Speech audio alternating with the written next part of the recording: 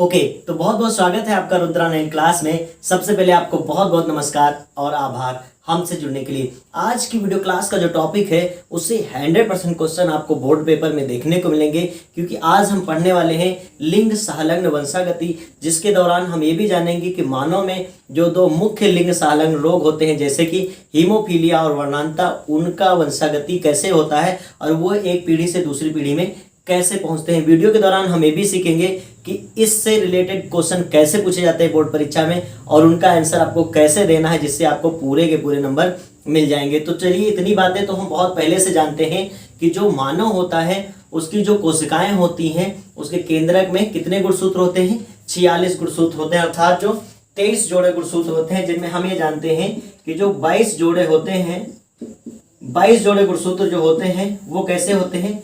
आलिंग गुणसूत्र बोलते हैं। क्या कहते हैं? आलिंग गुणसूत्र, या इनको ऑटोसोम कहा जाता है। क्या कहा जाता है? ऑटोसोम्स बोला जाता है। ये ऑटोसोम्स होते हैं और इन पर दैहिक लक्षण पाए जाते हैं, अर्थात बॉडी के अन्य कैरेक्टर्स पाए जाते हैं। जबकि जो 23वां होता है वो यक्स या यक्स वाई होता है, जिसमें से वाई गुणसूत्र जो होता है वो थोड़ा छोटा होता है। यक्स तो इसको डिनोट करने के लिए बताया गया है। तो ये होते हैं लिंग गुणसूत्र। हम ये जरूर जानते हैं कि जो ये लिंग गुणसूत्र हैं यही लिंग निर्धारण का कार्य करते हैं, अर्थात यही डिसाइड करते हैं कि पुत्री या पुत्र कौन पैदा होगा। इसका डिसाइड कौन करते हैं? यक्स या यक्स वाई। लिंग निर्धारण आप बहुत अच्छे से वहां पे समझ चुके हैं इससे पहले की वीडियोस में, और चैनल पर हमने प्लेलिस्ट जरूर बना दिया है, तो आप जा करके प्लेलिस्ट को जरूर चेक करें, जिससे जो भी पार्ट आपका छूटा होगा वहां से आप कंप्लीट रूप से पढ़ सकेंगे। तो हम ये जान गए हैं कि लिंग निर्धारण का कार्य कौन कर रहे हैं? ये लिंग गुणसूत्र कर रहे हैं। अर्थात ये बात आप इतना कॉमन सेंस जरूर लगाएंगे कि जो लैंगिक लक्षण होते हैं वो किस पर उपस्थित होते हैं? लैंगिक लक्षण किस पे उपस्थित होते हैं? लिंग गुणसूत्रों पर उपस्थित होते हैं। क्लियर? दैहिक लक्षण किस पे उपस्थित होते हैं? ऑटोसोमल पे, ऑटोसोम्स जो हैं उन पर उपस्थित होते हैं। होता क्या है कि जो दैहिक गुणसूत्र हैं उन पर कैसे लक्षण पाए जाएंगे? दैहिक गुणसूत्र पर उपस्थित होंगे दैहिक लक्षणों वाले जीन्स उपस्थित होंगे। साथ साथ हम इतनी बातें जान चुके हैं कि जो लिंग गुणसूत्र है उस पर लैंगिक लक्षण वाले जीन्स उपस्थित होंगे। लेकिन होते क्या है कि ये जो प्रोसेस होती है वो काफी जटिल और व्यापक होती है, इसलिए जो लैंगिक द्विरूपता होती है इस दौरान जब लिंगों का विभेदीकरण होता है, अर्थात लिंग विभेदीकरण होता है या डिफरेंशिएशन होता है, तो ऐसे में क्या होता है कि कुछ जो दैहिक लक्षण के जीन्स होते हैं, ध्यान से समझिएगा, कुछ दैहिक लक्षण के जीन्स जो होते हैं वो जो लैंगिक लक्षण वाले जीन्स इस पे पाए जाएंगे, तो कुछ दैहिक लक्षण वाले जीन्स जो होते हैं वो किससे अटैच हो जाते हैं? किससे संलग्न हो जाते हैं? वो लिंग गुणसूत्रों से संलग्न हो जाते हैं। अर्थात हम बात ये समझेंगे कि लैंगिक गुणसूत्रों पर कुछ दैहिक लक्षण वाले जीन्स उपस्थित हो जाते हैं। अब इतनी बात तो क्लियर हो गई कि जब लैंगिक लक्षणों का होना चाहिए वंशागति, लेकिन उनके साथ साथ दैहिक लक्षण के जीन्स भी वहां पे संलग्न हो गए हैं, तो इनके साथ साथ उनकी भी वंशागति हो जाएगी। तो कुछ और ये नहीं है, बस ये जो लिंग गुणसूत्रों पर दैहिक लक्षण आ जाते हैं, इन्हीं लक्षणों को हम कहते हैं लिंग संलग्न लक्षण या सेक्स लिंक्ड कैरेक्टर, और इनकी जो वंशागति होती है एक पीढ़ी से दूसरी पीढ़ी, उसी को हम कहते हैं लिंग संलग्न वंशागति। चलिए देखते हैं। तो लैंगिक लक्षणों के जीन्स मुख्यतः किस पे पाए जाते हैं? लिंग गुणसूत्रों पर पाए जाते हैं, अर्थात यहां पर पाए जाएंगे। क्लियर? पर स्थित होते हैं। लेकिन लैंगिक द्विरूपता अर्थात सेक्सुअल डायमॉर्फिज्म का मतलब मेल फीमेल का अलग अलग होना, ये होता है अर्थ। तो इतनी जटिल और व्यापक होती है, जितना आसानी से हमने लिंग निर्धारण की प्रक्रिया देखा था, एक्स वाई करा के डिफरेंशिएट कर दिया था, उतना आसान तो ये प्रक्रिया होगी नहीं, क्योंकि आप जानते हैं आपने जनन पूरा चैप्टर पढ़ा है जिसमें आपने देखा था कि कैसे निषेचन होता है, निषेचन के बाद मारूला, गैस्ट्रुला, ब्लास्टुला कैसे सब बनते हैं और कैसे कैसे आगे चल के क्या क्या प्रोसेस होती है। एक बात और आपको बताएं कि हम सभी लोग स्टार्टिंग में क्या होते हैं? फीमेल होते हैं। हम सभी लोग स्टार्टिंग में फीमेल होते हैं, और ये बहुत यूनिक बात है कि हमारा जो स्टार्टिंग है या हमारी जो ग्रोथ है वो फीमेल से होती है। बाद में डिफरेंशिएशन होता है, जब लिंग निर्धारण होता है तो फीमेल बन जाती है और मेल बन जाती है, लेकिन स्टार्टिंग में हम फीमेल ही होते हैं। तो ये बहुत यूनिक है और बहुत अच्छी बात है ये। क्लियर? तो इस तरह हम देखते हैं कि क्या हो जाता है कि ये बहुत व्यापक होती है, प्रक्रिया बहुत जटिल और व्यापक होती है कि कई ऑटोसोमल जीन्स क्या हो जाते हैं?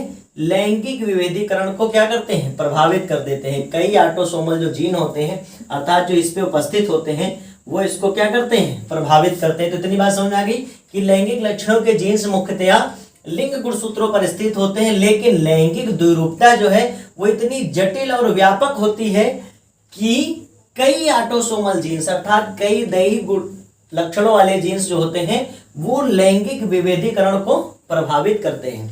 लैंगिक विभेदीकरण को क्या करते हैं, प्रभावित करते हैं। और इस तरह लैंगिक गुणसूत्रों पर लैंगिक लक्षणों के अतिरिक्त कुछ अन्य गैर लैंगिक जो लैंगिक नहीं अर्थात कैसे होंगे, दैहिक होंगे, ये जर्मिनल ना होकर के क्या हो जाते हैं, सोमेटिक होते हैं अर्थात दैहिक होते हैं। तो दैहिक लक्षणों के जीन्स भी होते हैं अर्थात हम ये यहाँ समझ जाएंगे कि यहाँ पर कुछ दैहिक लक्षण के भी जीन्स उपस्थित होंगे। अब जब ये उपस्थित होंगे तो एक पीढ़ी से दूसरी पीढ़ी में जरूर जाएंगे। होना इनको चाहिए था यहाँ पर, लेकिन है यहाँ पर तो डिसऑर्डर हो गया, नहीं हो गया। जब डिसऑर्डर हो गया तो रोग ये बन जाएगा। अगर यहीं पर होते तो ये कोई रोग नहीं होता, ये अच्छी बात होती। लेकिन जिनको यहाँ होना चाहिए अगर वहां पे लिंक्ड हो गया और उसके साथ वंशागति हो रही है तो क्या हो जाएगा, डिसऑर्डर हो गया, एक तरह से रोग उत्पन्न हो जाएगा। ठीक है, तो बस इन्हीं लक्षणों को हम क्या कहते हैं, लिंग सहलग्न लक्षण कहते हैं अर्थात सेक्स लिंक्ड कैरेक्टर कहा जाता है।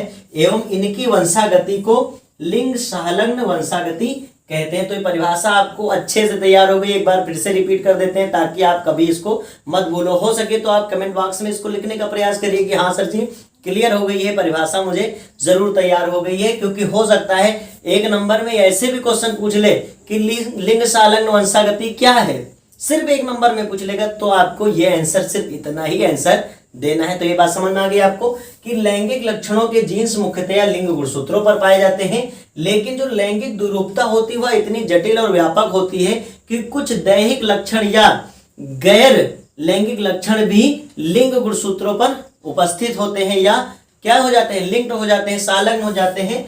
और इन्हीं लक्षणों को हम कहते हैं लिंग संलग्न लक्षण और इनकी वंशागति को कह देंगे लिंग संलग्न वंशागति। तो ये पॉइंट आपको बहुत अच्छे से क्लियर हो गया।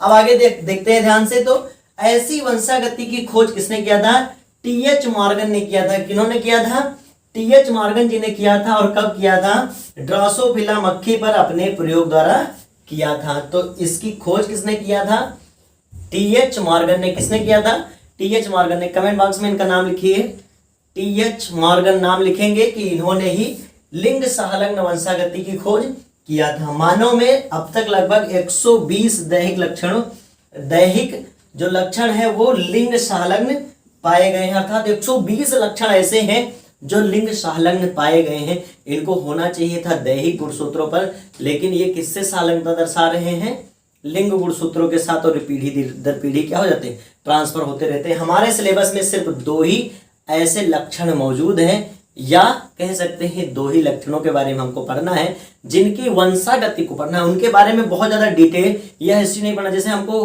हीमोफीलिया पढ़ना है या वर्णांता पढ़ना है तो बहुत ज्यादा इनका डिटेल हमको बैकग्राउंड नहीं देखना है कि हिस्ट्री कब सबसे पहले हीमोफीलिया कहाँ हुई थी, किसको हुई थी, वो तो आपको जनरल नॉलेज के लिए पढ़ना है। लेकिन हमको हीमोफीलिया की वंशागति यहाँ पर पढ़ना है। अभी मैं बताऊंगा कि इससे क्वेश्चन कैसे मिलेंगे। तो हम ये जान गए कि मानव में लगभग कितने 120 दैहिक लक्षण हैं जो लिंग संलग्न पाए गए हैं अर्थात उनकी वंशागति आगे चल करके होगी। चलिए हम पढ़ते हैं मानव में लिंग संलग्न वंशागति अर्थात sex linked inheritance in human. Human में किनका किनका हमको पढ़ना है, 2 ही लक्षण हमको पढ़ने हैं और दोनों बहुत ज्यादा इंपॉर्टेंट है क्योंकि दोनों में से कोई एक आएगा। आप जानते हैं जब ऑप्शन 2 होंगे तो कोई एक ही आएगा अर्थात या तो हीमोफीलिया आएगा या वर्णांता आएगा। तो दोनों हम कंप्लीट करेंगे ना, तभी तो हमारा वहां पे क्वेश्चन 100% हो पाएगा। क्लियर होगी बात। तो सबसे पहला है हीमोफीलिया की वंशागति अर्थात हीमोफीलिया की वंशागति कैसे होती है एक पीढ़ी से दूसरी पीढ़ी में। अब हीमोफीलिया का हमने क्या कहा कि बहुत ज्यादा आपको हिस्ट्री में नहीं जाना है। हीमोफीलिया के बारे में आपने इससे पहले जरूर सुन रखा है कि यह एक ऐसा रोग होता है जिसमें क्या हो जाता है, जब चोट लग जाती है। चूंकि हम लोगों ने देखा है कि जब कभी चोट लग जाती है तो थोड़ी देर बाद अगर हम उस पर पट्टी नहीं बंधवाते हैं फिर भी घाव भर जाता है और खून बहना बंद हो जाता है। फर्स्ट ईयर की क्लास में आपने ये भी पढ़ा था कि ये जो ब्लड क्लॉटिंग है ये एक जटिल रासायनिक प्रक्रिया है जिसमें कई प्रकार के प्रोटीन्स, एंजाइम्स और आयंस क्या करते हैं, भाग लेते हैं। विटामिन बी, आप अगर याद हो आपको कि ब्लड क्लॉटिंग में कौन सा विटामिन हेल्प करता है, तो आप हमें कमेंट बॉक्स में जवाब देंगे। मुझे बहुत खुशी होगी कि हाँ, वास्तव में आप लोग बहुत अच्छा पढ़ रहे हैं। ठीक है, तो हम इतना जानते हैं कि जब भी हमको छोटी सी चोट लगती है तो क्या हो जाता है, ब्लड क्लॉट हो जाता है और वो घाव धीरे धीरे फील हो जाता है। लेकिन इस बीमारी में क्या होता है, अगर हल्की सी भी चोट लगी है तो घाव वहां पे नहीं भरता है, थक्का ब्लड का नहीं बनता और हमेशा क्या होता है, ब्लड फ्लो करता रहता है, बाहर निकलता रहता है, जिसके कारण रोगी की मृत्यु भी हो सकती है। ऐसे आप नहीं पहचान पाओगे, ऐसे रोगियों को ऐसे चलते फिरते घूमते हुए हो सकता है किसी भी को क्या हो सकता है, हीमोफीलिया हो सकता है।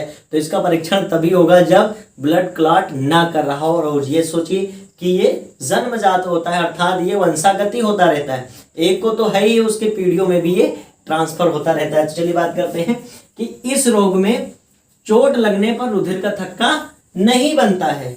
इस रोग में चोट लगने पर रुधिर का थक्का नहीं बनता है और रुधिर क्या होता है, हमेशा बहता रहता है। रुधिर जो है वो बहता रहता है जब तक आप ट्रीटमेंट न करें। अब आप ये मत समझिएगा कि ट्रीटमेंट कराने के बाद भी रुधिर बहता रहेगा, नहीं, ट्रीटमेंट के बाद तो रुक ही जाएगा, लेकिन अपने आप ब्लड क्लॉट नहीं होगा। तो रुधिर स्राव के कारण जो रोगी है उसकी मृत्यु भी हो सकती है, उसकी मृत्यु भी हो सकती है। अब जान लेते हैं इसके फैक्ट्स के बारे में कि यह एक अप्रभावी लिंग संलग्न रोग है। यह एक अप्रभावी लिंग संलग्न रोग है जो कि अधिकतर किसमें होता है, पुरुषों में होता है। यह किसमें होता है, अधिकतर पुरुषों में होता है। हीमोफिलिक लक्षण का जो जीन अप्रभावी होता है, अर्थात प्रभावी नहीं होता है। अदरवाइज आगे हम जानेंगे कि आखिर प्रभावी क्यों नहीं है, यह अप्रभावी क्यों है, क्योंकि इसकी जब वंशागति पढ़ेंगे तो वहां मैं आपको ये पॉइंट जरूर क्लियर करूंगा। यहाँ आप इतना जान गए कि हीमोफिलिक लक्षण का जो है जीन वो अप्रभावी होता है और यक्ष गुणसूत्र पर उपस्थित होता है। इतनी बात समझ आ गई। कहां पर उपस्थित होता है, यक्ष गुणसूत्र पर। लिखिए हीमोफिलिक जीन जो होता है वो कहां पे उपस्थित होते हैं, यक्ष गुणसूत्र पर। लिखिए कमेंट बॉक्स में कहां उपस्थित होता है, यक्ष गुणसूत्र पर उपस्थित होता है। वाई गुणसूत्र पर इसका एलील नहीं होता है, इसका जो युग्म विकल्पी है वो नहीं पाया जाता है। तो इतनी बात आपको समझ में आ गई। अब हम देखते हैं कि मानव में इस रोग की वंशागति की संभावनाओं को हम निम्न रेखा चित्रों द्वारा समझ सकते हैं। अब यहाँ पे क्वेश्चन आपसे एग्जाम में पूछा जाता है। एग्जाम में सबसे पहले ध्यान से समझ लीजिए कैसे क्वेश्चन पूछा जाएगा, ये ज्यादा जरूरी है। वो पूछ सकता है लिंग संलग्न वंशागति से आप क्या समझते हो। क्लियर, तो जो समझते हैं, जो समझाए वही लिखना है, यानी यहाँ तक आपको लिख देना है। अब इसके आगे वो क्या पूछेगा, वो क्वेश्चन कुछ घुमा सकता है। जैसे वो पूछेगा कि मानव में हीमोफीलिया की वंशागति को रेखा चित्रों की सहायता से समझाइए। लॉन्ग में देगा तब 4 नंबर का क्वेश्चन, अर्थात इसको आप लिखोगे और इसको कंप्लीट आपको लिखना होगा। लेकिन कई बार ऐसे पूछ लेता है कि जैसे सामान्य पुरुष और हीमोफिलिक स्त्री के वंशागति को आप समझाइए। 1 नंबर का पूछ लिए, 2 नंबर का पूछ लिया, 3 नंबर का पूछ लिया, 4 नंबर का पूछ लिया। उसके पास ऑप्शन बहुत है, वो किसी भी प्रकार से क्वेश्चन दे सकता है। तो यहां से क्वेश्चन ऐसे बनता है कि लिंग संलग्न वंशागति से आप क्या समझते हो, मानव में हीमोफीलिया की वंशागति को समझाइए। साथ साथ में वो दे देगा कि 2 दे देगा, जैसे कि हीमोफिलिक पुरुष तथा सामान्य स्त्री का रेखा चित्र वर्णन कीजिए, या दे दिया सामान्य पुरुष तथा वाहक स्त्री को रेखा चित्रों द्वारा इसकी वंशागति को क्या करना है, समझाना है। या दे देगा हीमोफिलिक पुरुष तथा वाहक स्त्री का दे देगा। अगर 2 दे रहा है तो 2 नंबर आपको मिलेगा, अगर चारों दे रहा है तो 4 नंबर का क्वेश्चन हो जाएगा। सिर्फ ये पूछा जाएगा कि मानव में हीमोफीलिया की वंशागति को उपयुक्त उदाहरणों द्वारा समझाइए। जो जरूरी उदाहरण उनके द्वारा क्या करना है, आपको समझाना है। तो आपको तब चारों लिखने होंगे, क्योंकि तब क्वेश्चन 4 नंबर का है तो चारों लिखने हैं। 2 नंबर का है तो वो 2 अलग से देता है। वो डायरेक्ट क्वेश्चन में आप देखेंगे तो मेंशन करेगा कि रेखा चित्रों के द्वारा समझाइए कि सामान्य पुरुष और हीमोफिलिक स्त्री की जो वंशागति होती है या संतानों में कैसे वंशागति होगी, इसको आपको समझाना। तो ये बात समझ आएगी क्वेश्चन कैसे पूछे जाएंगे। क्वेश्चन वो कई तरीके से पूछ सकता है, बहुत इजी टॉपिक है अगर अच्छे से आपने समझा होगा। इतनी बात समझ आ गई आपको, इतनी बात समझ में आ गई। अब हम देखते हैं कि मानव में इस रोग की वंशागति को हम निम्न रेखा चित्रों की सहायता से समझ सकते हैं। और सबसे पहला है हमारा हीमोफिलिक पुरुष तथा स्त्री। सामान्य स्त्री ऑप्शन क्या है हमारा, जो पहला है जिसको हम रेखा चित्र से समझना चाह रहे हैं। तो पहली जो संभावना है उसको देखते हैं कि क्या हो सकती है कंडीशन, हीमोफिलिक पुरुष तथा सामान्य स्त्री। तो हम लिख लेंगे हेडिंग हीमोफिलिक पुरुष, हीमोफिलिक पुरुष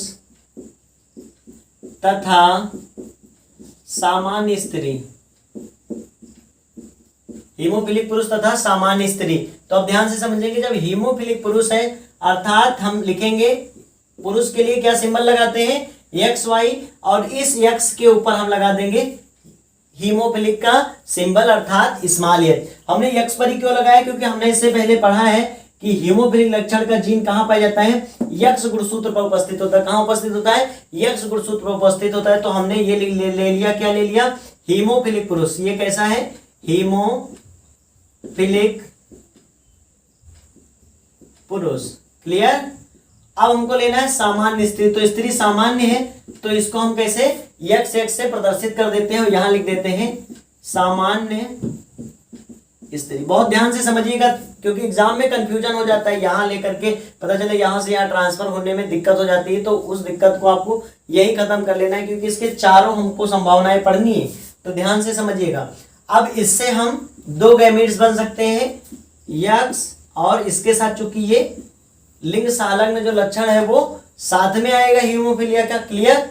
और इधर हो जाएगा वाई गुणसूत्र। क्लियर। अब इसके तो दो बनेंगे, यक्स और यक्स। अब क्या कर देते हैं, इनको आपस में हम क्रॉस कराते हैं। तो देखिए ये क्या बन जाएगा, निषेचन के पश्चात ये बन जाएगा यक्स, यच और यक्स। क्लियर। अर्थात एक यक्स के ऊपर यहां पर लिंग संलग्न लक्षण हीमोफिलिया का पाया जा रहा है। अब ध्यान से देखेंगे, इसका और इसका कराते हैं तो ये हो जाएगा यक्स, यच, यक्स। क्लियर। अब इसका कराते हैं तो ये बन जाएगा यक्स वाई। क्लियर। और ये हो जाएगा यक्स वाई। तो हम देखते हैं यहां पर जो हमारे पास निष्कर्ष निकल के आ रहा है कि जो डॉटर है, ये दोनों डॉटर है। क्यों डॉटर हमने बोला, क्योंकि यक्स एक्स है और यक्स एक्स किसके लिए है, मादा के लिए है। तो जो डॉटर है वो कैसी है, वो कैरियर है, अर्थात इनको ये डिजीज नहीं हुई है, ये वाहक का काम करेंगी। क्यों, जब तक इन दोनों पर ये कैसा है, हमने कहा था अभी समझाएंगे। तो ये कैसा होता है, ये अप्रभावी होता है। और अप्रभावी लक्षण तभी दिखाएगा जब साथ में दूसरा कोई लक्षण ना हो। क्लियर होगी बात। अब ये यक्स जो है गुणसूत्र वो पूरा फ्रेश है, तो ये यहां पर लक्षण नहीं दिखा पाएगा। अर्थात ये जो दोनों डॉटर हैं वो कैसी होंगी, कैरियर डॉटर होंगी। तो यहां लिख सकते हैं कैरियर डॉटर। अर्थात ये रोगी तो नहीं है, लेकिन रोग के वाहक का कार्य करेंगे। नेक्स्ट जनरेशन में इस रोग का वाहक का कार्य करेंगी। और जो यहाँ सन है वो कैसे होंगे, नॉर्मल है। चूंकि हम देख रहे हैं यहाँ पर सन में जो ये रोग ट्रांसफर नहीं हुआ है, तो यहां लिख देंगे नॉर्मल सन। क्लियर हो गई बात, नॉर्मल सन। बात समझ में आ गई। तो क्या हुआ, इसका अगर हम थ्योरी लिखना चाहेंगे तो हम यही लिख देंगे कि जब हम हीमोफिलिक पुरुष तथा सामान्य स्त्री के बीच संगम करवाते हैं तो उससे चार संभावनाएं होती हैं, जिसमें से जो क्या होती हैं, डॉटर वो कैसी होती है, कैरियर होती हैं, जबकि जो सन होते हैं वो नॉर्मल होते हैं। क्रॉस कैसे कराना है, इसका लेना है आपको, इन दोनों के साथ क्रॉस करवा देना है, और वाई वाले का इन दोनों के साथ कराएंगे तो जो सन है वो कैसे हो जाएंगे, नॉर्मल हो जाएंगे। तो ये पहली कंडीशन आपको समझ में आ गई। अब हम चलते हैं दूसरी कंडीशन की ओर। तो पहली कंडीशन आपको जरूर समझ आ गई होगी। अब हम चलते हैं दूसरी कंडीशन पर, और दूसरी कंडीशन है सामान्य पुरुष तथा वाहक स्त्री। दूसरी कंडीशन क्या है, सामान्य पुरुष तथा वाहक स्त्री। कैसी स्त्री है, वाहक स्त्री है। अगर आपके पास इस समय रफ कॉपी है तो आप इस पर जरूर कराएं, जिससे क्या होगा, आपकी हैबिट बन जाएगी और जब रिपीट आप करेंगे तो कभी भी आपसे गलत नहीं होगा। तो हमने लिया सामान्य पुरुष तथा वाहक स्त्री। तो सामान्य पुरुष के लिए हम क्या सिंबल लगा सकते हैं, एक्स वाई। चूंकि हमने यहाँ पे हीमोफिलिक कैरेक्टर को नहीं दिखाया, क्यों, क्योंकि वो सामान्य पुरुष है। और स्त्री कैसी है, वाहक। तो स्त्री के ऊपर हमने एक एक्स पर हमको एच लगा देना है। क्यों, क्योंकि यह इस कैरेक्टर की वाहक होती है। अभी हमने इससे पहले वाले में देखा था कि जो वाहक डॉटर थी उन पर एक ही अप्रभावी जीन था। अगर प्रभावी जीन होता तो एक ही आ जाने के बाद ये क्या होता, लक्षण प्रभाव में दिखता। लेकिन चूंकि एक है इसलिए ये, और अप्रभावी है इसलिए ये वाहक का कार्य करेंगे। अब पुरुषों में क्या हो जाता है, ये इसलिए रोगी हो जाते हैं क्योंकि इनके पास एक ही एक्स क्रोमोसोम है। और हुआ क्या, इसी पर लिंग संलग्न लक्षण दिख गया, तो इससे क्या होगा, उनमें वो रोगी बन जाएंगे। जबकि स्त्रियां कैसी होंगी, वाहक हो जाएंगी। जब स्त्रियों में दोनों एक्स पर ये लक्षण प्रदर्शित होगा तभी वो कैसी होंगी, तभी वो रोगी होंगी। चलिए इनके गैमीट्स को निकाल लेते हैं। यहाँ पर हम लिख सकते हैं सामान्य पुरुष, सामान्य पुरुष, और यहां लिख सकते हैं वाहक स्त्री। क्लियर, यहां लिख दिया हमने वाहक स्त्री। अब इनके गैमेट्स को निकालते हैं तो ये हो जाएगा यक्स और ये हो जाएगा वाई। क्लियर है, आप भी बनाए साथ साथ में। और ये हो जाएगा यक्स और यहाँ पर हीमोफिलिक का सिंबल दिखाना है और यहाँ दिखाना है यक्स। क्लियर है। अब हम क्या करा देंगे, आपस में जब निषेचन कराते हैं और इसका इसका कराएंगे निषेचन, तो आप क्या देखेंगे कि यक्स यक्स यच, अर्थात ये डॉटर कैसी होगी, कैरियर होगी। ये डॉटर कैसी होगी, कैरियर होगी। तो यहां लिख सकते हैं कैरियर डॉटर। क्लियर, ये हो गई कैरियर डॉटर। अब इसका इससे कराएंगे तो क्या बन जाएगी, यक्स यक्स, अर्थात नॉर्मल डॉटर। यहाँ पे कहीं भी हीमोफिलिया का जो सिंबल है वो नहीं दिख रहा है, तो ये हो जाएगी नॉर्मल, नॉर्मल डॉटर।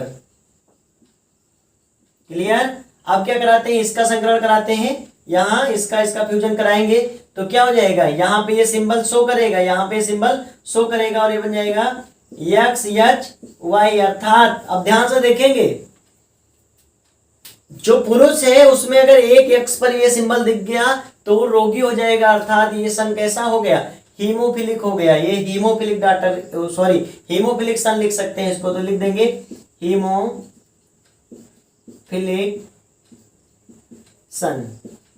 अर्थात ये सन रोगी होगा, जबकि ये कैसी है, नॉर्मल डॉटर है। ये डॉटर कैसी है, ये कैरियर है, अर्थात वाहक है। नेक्स्ट देखते हैं, अगर इसका इसका सिंबल कराएंगे क्रॉस तो ये हो जाएगा, इन दोनों के निषेचन से क्या बनेगा, यक्स वाई। क्या बनेगा, यक्स वाई। अर्थात ये सन कैसा होगा, नॉर्मल सन होगा। कैसा होगा, नॉर्मल सन होगा।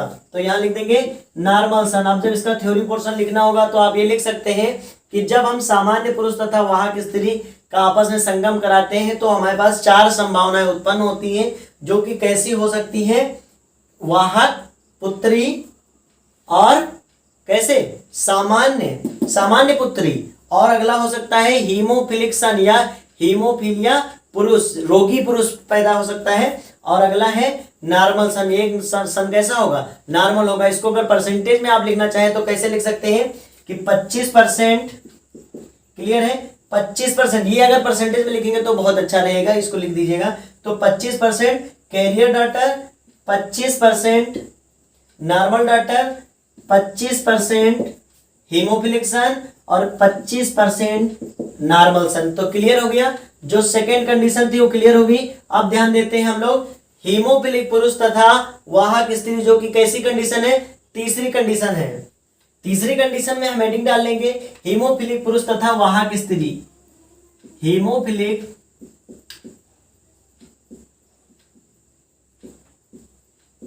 पुरुष तथा वाहक स्त्री। क्लियर। चलिए अब क्या लिख देते हैं, हीमोफिलिक पुरुष अर्थात यक्स के ऊपर एक एच सिंबल लगा देंगे और वाई कर देंगे। क्लियर, तो ये सिंबल तो आप समझ गए। और वाहक स्त्री अर्थात एक एक्स पर हमको एच लगाना है और एक एक्स को ऐसे ही लिखना है। तो ये कैसा पुरुष है, ये हीमोफिलिक पुरुष।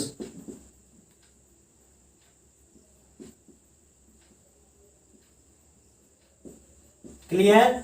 और ये कैसी स्त्री है, वाहक स्त्री है। क्यों वाहक है, क्योंकि इसके केवल एक एक्स पर पाया जा रहा है हीमोफिलिक लक्षण, दूसरा एक्स इसका फ्रेश है, तो इसलिए ये वाहक है, वाहक स्त्री।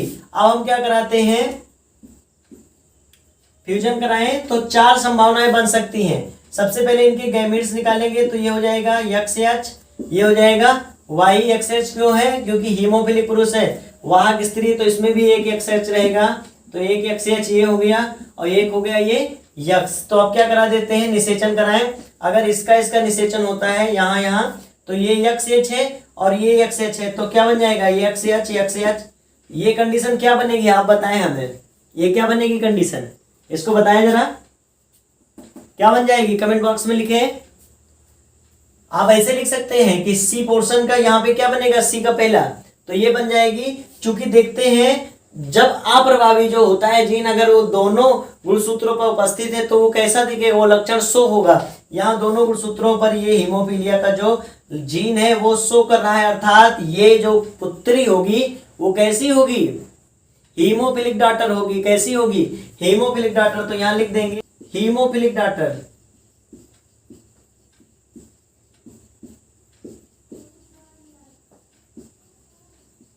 क्लियर? तो ये हो गई हीमोफिलिक डॉटर। नेक्स्ट हम इसका निषेचन करा के ऑप्शन देखते हैं। तो ये एक्स एच है और ये फ्रेश एक्स है, तो यहां लिखेंगे एक्स एच और ये हो गया एक्स। तो यहां पे हम देखते हैं चूंकि दोनों एक्स एक्स है और सिर्फ एक एक्स पर सिंबल एच का है, अर्थात ये कैसी डॉटर होगी?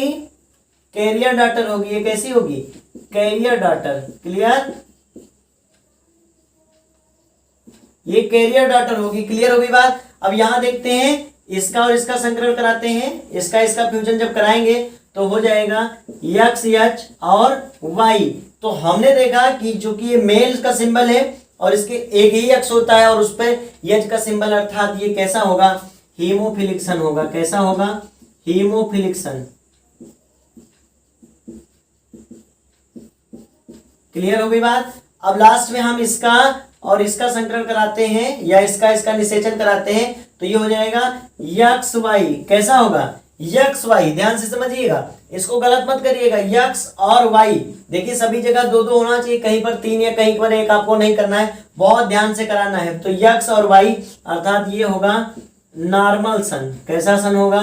नॉर्मल सन होगा। तो ये चार संभावनाएं हो गई, अर्थात यहां हम देखते हैं 25% हीमोफिलिक डॉटर, 25% कैरियर डॉटर और 25% हीमोफिलिक सन और 25% नॉर्मल सन। तो ये जो तीसरी कंडीशन आपको समझ में आ गई। चलिए अब चौथी कंडीशन पर चलते हैं और चौथी कंडीशन है सामान्य पुरुष और हीमोफिलिक स्त्री। सामान्य पुरुष है और स्त्री कैसी है? हीमोफिलिक है।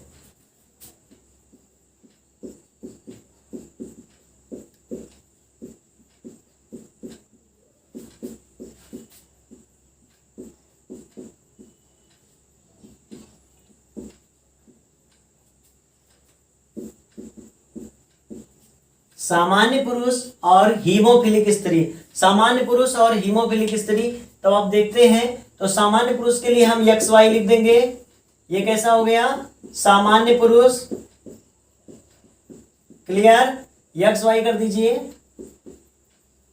अब दूसरा हीमोफिलिक स्त्री है, अर्थात इस पर भी एच सिंबल दिखाना है आपको और इस पर भी एच सिंबल दिखाना है और यहां लिख देना है हीमोफिलिक स्त्री। क्लियर? अब क्या करते हैं? इनके गैमेट्स निकाल लेते हैं। तो ये गैमेट्स हो जाएंगे एक्स और वाई और इधर हो जाएंगे एक्स पर एच सिंबल लगाना है आपको, एक्स पर एच सिंबल लगाना है। क्लियर? अब इनका फ्यूजन कराते हैं तो पहली कंडीशन क्या हो सकती है? एक्स एच और एक्स। तो एक्स और एक्स एच। अब ध्यान से देखिए क्या बनेगा। अभी तक तो आप इतना समझ ही चुके हैं। ये क्या हो जाएगी? चूंकि एक ही किस पे? एक एक्स पे क्या है? एक एक्स पे एच दिख रहा है, अर्थात हीमोफीलिया का लक्षण वाला जीन दिख रहा है, अर्थात ये कैसी होगी? कैरियर डॉटर होगी। कैसी होगी? Carrier daughter. Carrier daughter. Clear? अब दूसरा कराते हैं। जब दूसरा कराएंगे फ्यूजन तो ये और ये हो जाएगा। क्लियर? तो यहां पर भी हम देखते हैं यक्स एच और यक्स है, तो यक्स और यक्स एच। तो ये भी कैसी हो जाएगी? कैरियर डॉटर हो जाएगी।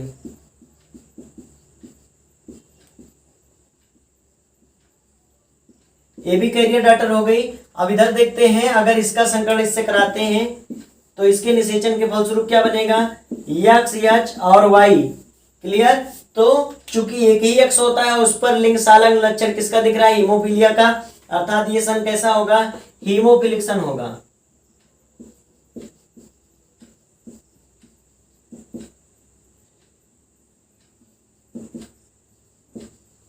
क्लियर? अब देखते हैं इसका कराते हैं तो ये और ये कराने पर क्या बनेगा? एक्स एच और वाई। तो ये भी सन कैसा होगा? हीमोफिलिक सन होगा। कैसा होगा? हीमोफिलिक सन।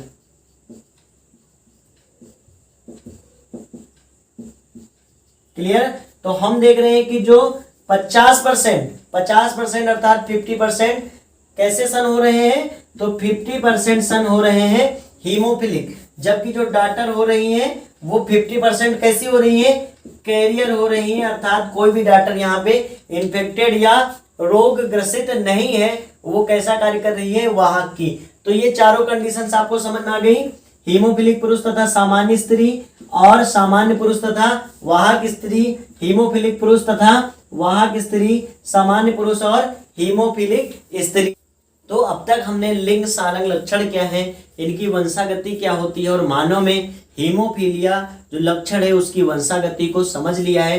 हीमोफीलिया के लक्षण की वंशागति को समझते समय हमने जो निष्कर्ष निकाला वो निष्कर्ष यह था कि स्त्री तभी हीमोफिलिक हो सकती है जब उसके दोनों एक्स पर हीमोफीलिया के जीन्स उपस्थित हों, किंतु जो पुरुष है अगर उसके एक ही एक्स होता है चूंकि, तो अगर उसके एक ही एक्स पर जो हीमोफीलिया का जीन्स अगर उपस्थित है तो वो हीमोफिलिक हो जाएगा। जबकि अगर स्त्री के एक एक्स पर हीमोफीलिया का जीन पाया जा रहा है तो वो वाहक का कार्य करेगी, वो हीमोफिलिक नहीं होगी। अब हम जानने वाले हैं वर्णांतता के बारे में कि वर्णांतता क्या है और इसकी वंशागति कैसे होती है। तो वर्णांतता के बारे में भी इससे पहले आपने जरूर सुना होगा, क्योंकि इसको कहते हैं कलर ब्लाइंडनेस, और इससे जो पीड़ित रोगी होता है वो लाल और हरे रंग में विभेद नहीं कर पाता, और ऐसे लोग जो होते हैं वो डिजाइनर या डेकोरेटर, जिसको सजावट करने वाला कहते हैं, या ड्राइवर नहीं बन सकते। क्योंकि अगर ऐसे लोगों को अगर ड्राइवर बना दिया गया और बत्ती रेड जल रही है और रेड और ग्रीन में उनको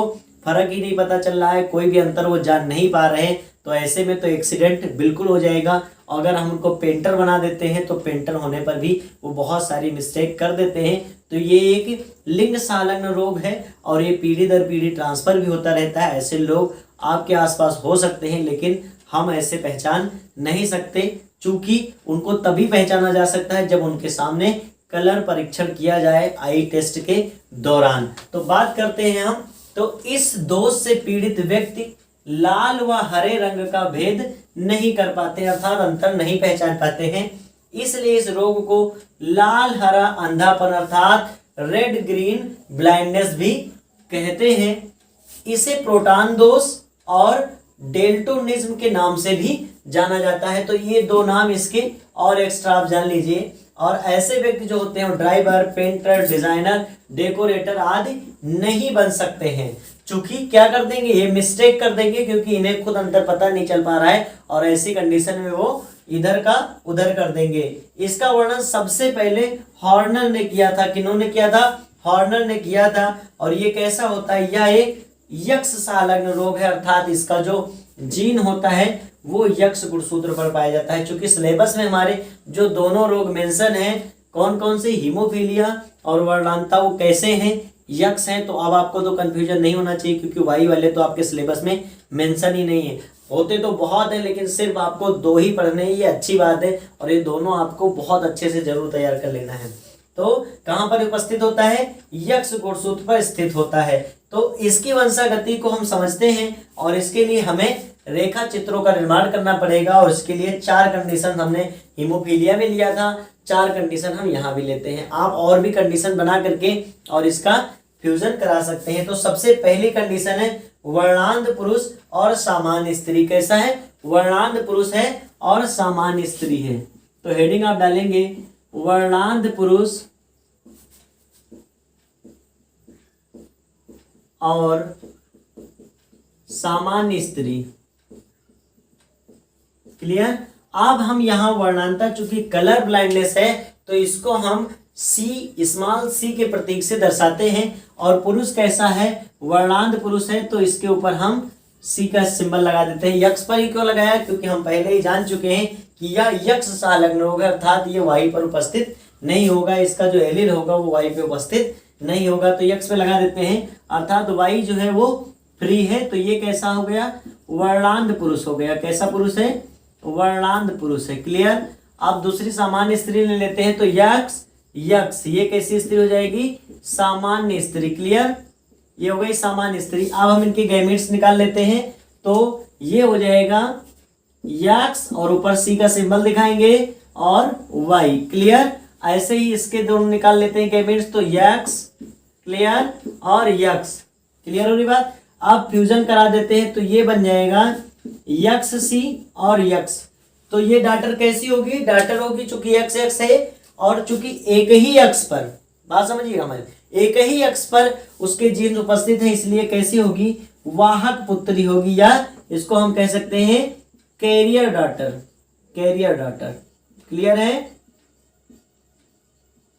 ये कैरियर डॉटर हो जाएगी। नेक्स्ट हम देखते हैं इसका और इसका फ्यूजन कराते हैं तो क्या हो जाएगा, यक्स सी और यक्स, अर्थात ये भी डॉटर कैसी होगी, कैरियर होगी, तो ये हो जाएगी कैरियर डॉटर। क्लियर। अब नेक्स्ट देखते हैं, अब हम इसका संकरण या इसका फ्यूजन इससे कराते हैं तो हो जाएगा यक्स वाई, तो और नेक्स्ट इसको कराते हैं यक्स और वाई, तो देखते हैं हम दोनों जो सन है वो कैसे हैं, दोनों सन नॉर्मल है, तो यहां हम लिख देंगे नॉर्मल सन, नॉर्मल सन, और ये भी कैसा होगा, नॉर्मल सन। क्लियर। तो इसका परसेंटेज देखेंगे तो 50% career daughter, 50% career daughter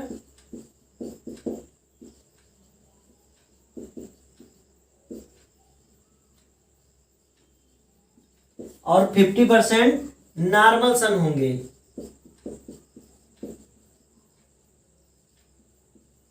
exam में आपको अपनी कॉपी में जरूर इसको मेंशन करना है कि 50% कैरियर डॉटर होंगे और 50% नॉर्मल सन होंगे। अर्थात अगर हम थ्योरी नोट करना चाहेंगे तो ऐसे लिख सकते हैं कि जब हम वर्णांत पुरुष और सामान्य स्त्री के बीच संगम कराते हैं तो 4 संभावनाएं होती हैं, जिसमें से क्या हो जाते हैं, या ऐसी संभावनाएं होती हैं, आप ऐसे भी कह सकते हैं, तो संभावनाएं होती हैं कि 50% कैरियर डॉटर और 50% नॉर्मल सन होंगे। नेक्स्ट हम देख लेते हैं, नेक्स्ट है वर्णांध पुरुष और वाहक स्त्री। कैसा पुरुष है, वर्णांध पुरुष और वाहक स्त्री।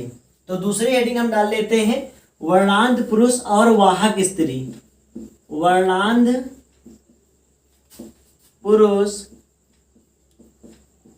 और वाहक स्त्री। क्लियर। अब चलिए इनके प्रतीक लिख देते हैं। तो वर्णांध पुरुष को हम लिख सकते हैं यक्स, और वर्णांध है तो उस पर आपको कलर ब्लाइंड का चिन्ह दिखाना होगा, और वाई पर वाई फ्री रहेगा, और अगला है वाहक स्त्री, तो इसके भी एक एक्स पर हमको सी का सिंबल दिखाना होगा। ये कैसा पुरुष है, वर्णांध पुरुष है, और ये कैसी स्त्री है, वाहक स्त्री है, वाहक स्त्री है। क्लियर। अब इनकी गैमेट्स निकाल लेते हैं, तो गैमेट्स बन जाएंगे यक्स सी और वाई। क्लियर। यक्स सी और वाई, और इधर क्या हो जाएगा, यक्स सी, सी का सिंबल आप दिखाएंगे, और यक्स। अब इनको आपस में फ्यूज कराते हैं, तो देखिए इसका और इसका जब हम फ्यूजन कराते हैं तो क्या बन जाएगा, यक्स सी और यक्स सी, दोनों एक्स पर कैसा सिंबल होगा, कलर ब्लाइंड का सिंबल होगा दोनों एक्स पर। और सिर्फ मात्र यही कंडीशन है जिसमें स्त्री क्या हो सकती है, कलर ब्लाइंड हो सकती है, क्योंकि अगर एक ही पर होगा तो वो कैरियर होगी, ना कि कलर ब्लाइंड। तो ये कैसी डॉटर बनेगी, कलर ब्लाइंड डॉटर। क्या लिख देंगे यहाँ पे, कलर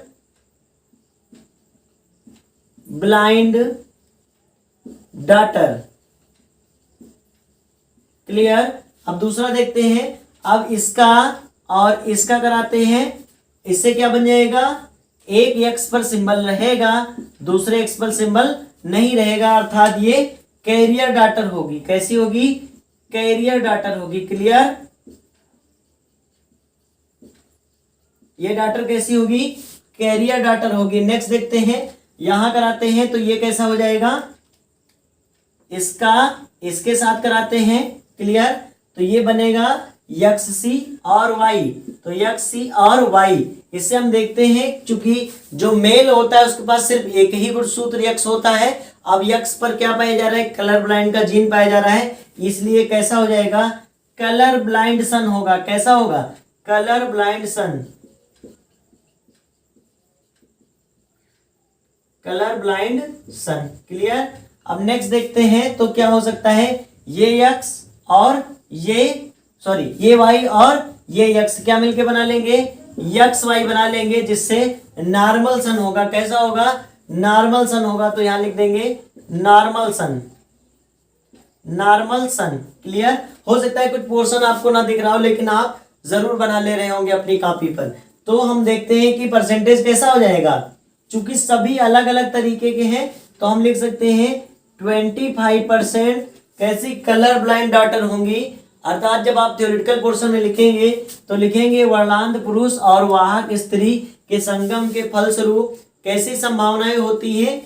50% कलर ब्लाइंड डॉटर की और 25 की कलर ब्लाइंड की और 25 कैरियर डॉटर, 25% किस कैसे कलर ब्लाइंड सन और 25% नॉर्मल सन की संभावनाएं होती हैं। तो ये आपको समझ में आ गया कि जो बी पोर्शन था हमारा वर्णांध पुरुष और वाहक स्त्री में कौन कौन सी संभावनाएं हो सकती हैं वंशागति होने की।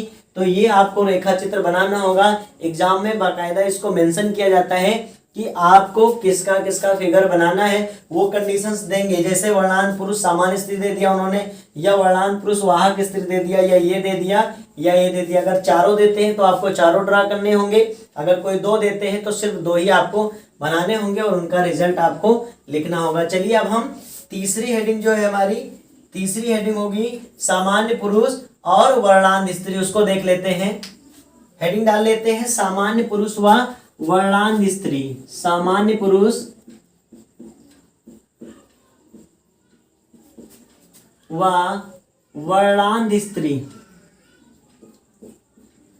क्लियर। तो तीसरा हमारा क्या हेडिंग थी, सामान्य पुरुष व वर्णांध स्त्री या वर्णांध स्त्री सामान्य पुरुष। इसको दोनों तरीके से आप मेंशन कर सकते हैं। एग्जाम में कैसा भी दिया हो आपको कंफ्यूज नहीं होना है। वाहक स्त्री वर्णांध पुरुष बोल देगा तो भी कंडीशन यही अप्लाई होगी। तो हम क्या कर देते हैं, इसके प्रतीक चिन्ह लिख लेते हैं। तो सामान्य पुरुष है तो यक्स वाई पुरुष कैसा है, सामान्य पुरुष। क्लियर। और वर्णांध स्त्री है अर्थात दोनों यक्स पे आपको कलर ब्लाइंड का सिंबल दिखाना होगा और यहाँ लिखना होगा वर्णांध स्त्री। क्लियर। अब इनके गैमेट्स निकाल लेते हैं। तो गैमेट्स ही बन जाएंगे यक्स और वाई। यक्स और वाई दो तरह के कैसे बन सकते हैं, दो तरह के गैमेट्स बन सकते हैं। और मेल के गैमेट्स को क्या कहते हैं, स्पर्म, और फीमेल के गैमेट को ओवम। तो नेक्स्ट ये बन जाएगा यक्स सी और ये हो जाएगा यक्स सी। क्लियर। अब इनका क्या करते हैं, इनको आपस में फ्यूज कराते हैं। तो यक्स और यक्स सी कैसे बन जाएगी डॉटर, कैरियर डॉटर। तो यक्स यक्स सी ये डॉटर कैसी होगी, कैरियर डॉटर होगी। कैसी डॉटर होगी, कैरियर डॉटर होगी। क्लियर। चूंकि दोनों पर अगर सिंबल होता तो कैसी हो जाती है, कलर ब्लाइंड डॉटर हो जाती। नेक्स्ट है ये यक्स और ये यक्स सी, और इससे भी वही कंडीशन होगी। ये बन जाएगा यक्स और यक्स सी, अर्थात ये डॉटर भी कैसी होगी, कैरियर डॉटर होगी। कैसी होगी, कैरियर डॉटर। ठीक है, कैरियर डॉटर होगी। नेक्स्ट देखते हैं। अब इस वाई का इससे कराते हैं। ये देखिए तो ये क्या बन जाएगा, यक्स सी और वाई। यक्स सी और वाई, जिससे क्या पता चल रहा है हमको, चूंकि एक ही यक्स होता है और उस पर क्या पाया जा रहा है, कलर ब्लाइंड का सिंबल दिख रहा है आपको, अर्थात उसमें कलर ब्लाइंड का जीन उपस्थित है। और ये कैसा हो जाएगा, मेल कलर ब्लाइंड सन हो जाएगा, कलर ब्लाइंड सन। क्लियर। नेक्स्ट देखते हैं। और नेक्स्ट होगा इस वाई का किससे करा देते हैं, इससे कराते हैं। तो क्या बन जाएगा, देखिए तो हो जाएगा यक्स सी और वाई। यक्स सी और वाई अर्थात ए भी सन कैसा होगा, कलर ब्लाइंड सन होगा। कैसा होगा, कलर ब्लाइंड सन। क्लियर। तो इससे हमको ये पता चल गया जो डॉटर हो रही है कि जो डॉटर्स होंगी वो कैसी होंगी, कैरियर होंगी। तो यहां हम लिख सकते हैं ऑल डॉटर कैरियर। और जो सन होंगे वो कैसे होंगे, कलर ब्लाइंड होंगे, अर्थात हम यहां लिख सकते हैं ऑल सन कलर ब्लाइंड। क्लियर। समझ में आ गया आपको कि क्या हो जाएगा, जब हमने सामान्य पुरुष और वर्णांध स्त्री को लिया तो जो डॉटर्स होंगी वो सभी कैरियर होंगी, जबकि जो सन होंगे वो सभी कैसे होंगे, कलर ब्लाइंड होंगे। अब हम नेक्स्ट देखते हैं। लास्ट एग्जाम्पल है सामान्य पुरुष और वाहक स्त्री का। एग्जाम में अगर कुछ और भी वो ऐड करता है तो भी आप इसी तरीके से उनको ड्रा करके और उनका निष्कर्ष निकाल सकते हैं। तो चलिए देखते हैं। अब हम हमारी चौथी हेडिंग डालते हैं, सामान्य पुरुष और वाहक स्त्री। तो डी, स्मॉल डी करके आप हेडिंग डालेंगे, सामान्य पुरुष और वाहक स्त्री। क्लियर? और वाहक स्त्री, सामान्य पुरुष और वाहक स्त्री। तो इनका सिंबल ड्रा कर लेते हैं। तो सामान्य पुरुष के लिए हो जाएगा यक्स वाई। क्लियर? यहां लिख देंगे सामान्य पुरुष, सामान्य पुरुष, और इनके गैमेट्स क्या बन जाएंगे? यक्स और वाई। इनके गैमेट्स क्या बनेंगे? यक्स और वाई। और इधर कर लेते हैं वाहक स्त्री है तो यक्स सी और यक्स, यहां लिख देंगे वाहक स्त्री। अब क्या करेंगे? इनके गैमेट्स निकालेंगे तो ये हो जाएगा यक्स सी और ये हो जाएगा यक्स। अब इनका करा देते हैं आपस में फ्यूजन। तो जब इसका और इसका फ्यूजन कराएंगे तो हम देखते हैं कि जो यक्स यक्स अर्थात जो डॉटर बन रही है वो नॉर्मल होगी। तो यक्स और यक्स, ये डॉटर कैसी हुई? Normal daughter. कैसी daughter? Normal daughter. Clear? Next है इसका और इसका कराते हैं। इसका और इसका करा दिया हमने, इसका इसका कराएंगे तो यक्स और यक्स पर सी लग गया, अर्थात कैरियर डॉटर बनेगी। कलर ब्लाइंड नहीं होगी, चूंकि दोनों पर होता तो कलर ब्लाइंड होता। तो क्या हो जाएगी? ये कैरियर डॉटर।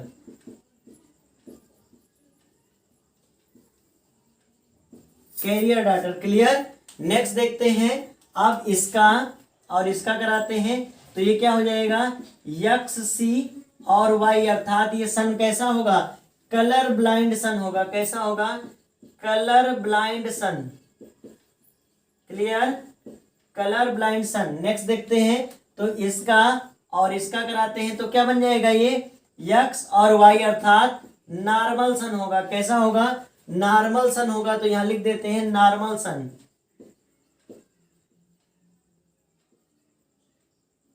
नॉर्मल सन। अब इससे हम देखते हैं, अगर परसेंटेज निकाले तो 25% normal daughter, 25% carrier daughter, 25% colour blind son और 25% नॉर्मल सन। तो ये हमने पढ़ लिया लिंग संलग्न वंशागति, हीमोफीलिया और वर्णांता की वंशागति कैसे होती है। उनके एग्जाम्पल्स को हमने रेखा चित्रों द्वारा समझ लिया। हमने कई बार आपको रिपीट किया है कि एग्जामिनर कई तरह से क्वेश्चन इससे बनाता है, और अगर आप चाहेंगे तो क्वेश्चन बैंक्स में इनके क्वेश्चन भी दिए होते हैं, तो उनको सॉल्व करिएगा और ये रेखा चित्र खुद से ड्रा करने का बार बार प्रयास करिएगा। इस वीडियो को 2 से 3 बार जरूर देखिएगा, जिससे ये टॉपिक आपको हमेशा के लिए याद हो जाए और एग्जाम में आपको 3 से 4 नंबर पूरे के पूरे मिल जाए। अगर वीडियो को आपने यहाँ तक देखा है तो प्लीज़ वीडियो को लाइक ज़रूर करिएगा। साथ साथ में ऐसी अन्य वीडियोस को देखने के लिए आप हमारे चैनल को ज़रूर सब्सक्राइब कर लें, और अपने दोस्तों के साथ इस वीडियो को अगर शेयर करेंगे तो हमें बहुत अच्छा लगेगा। चलिए मिलते हैं नेक्स्ट वीडियो में, तब तक के लिए आपको बहुत बहुत धन्यवाद। नमस्कार।